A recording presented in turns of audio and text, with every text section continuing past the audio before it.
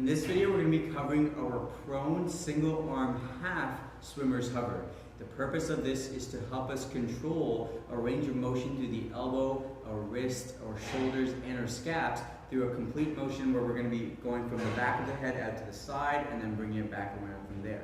So as we do this, what we want to do is make sure we're keeping full tension through the body, avoid all the other parts that are not meant to be moving from moving, as well as making sure that when we go through our lift-offs during those swimmer's hover, that we're starting to work on all these muscles here, into the traps, into the mid-upper back as well, and trying to avoid just shrugging that shoulder here and overutilizing the muscles that won't be contributing too much to this action. So the motion itself will look like this. We'll start off from behind the head or slightly in front of the head with the elbows slightly at this 90 degree bend. You're going to start by first taking the hand away from that floor, so we're pulling back, feeling that squeeze through here. We then straighten out of the elbow joint to create a nice straight line or Y position. And hover to the T position. Start to internally rotate that shoulder so now the palm is facing behind us. And we're going to make sure that again the shoulder isn't forward, slightly pulled back the entire time. Hover slightly down. We just bring it back to the T, rotate in the opposite direction, bend the elbow, and then either lower that down in front of the head or place that behind the head there. So we're doing this from the prone position, so how that's going to look like from here. We start off just lying nice and flat on the floor. One hand can support here onto that forehead. Opposite hand starts up slightly out in front. We're going to continue to squeeze the ball in the hand if that helps to produce that tension. But like with every other thing, we're going to start by first taking a deep breath in through the nose.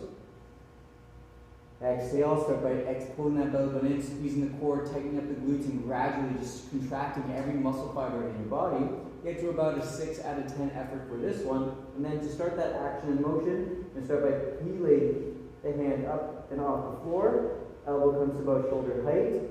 Then from here, you focus on extending the elbow, not letting the arm drop. Hover to your T position. Rotate that shoulder so that now the palm is facing up to the ceiling, but make sure we're not dropping to the floor. Then we slightly pull that arm back to that arrow position. And from here, we just go in reverse, back to your T, rotate, bend the elbow, and place that hand right back down to the floor. So as you go through that, make sure we're not just trying to quickly go through it too loose, and make sure that the shoulder isn't rolling to the ground. We want to have this slightly up and away. So from that initial one, really try to lift up strong. And then hold that tension. You're feeling the back of the shoulders as well as those mid-upper back trap muscles here working the entire time through. Go for the intended or required prescribed number of repetitions and then just finish off there, trying to keep it nice and relaxed.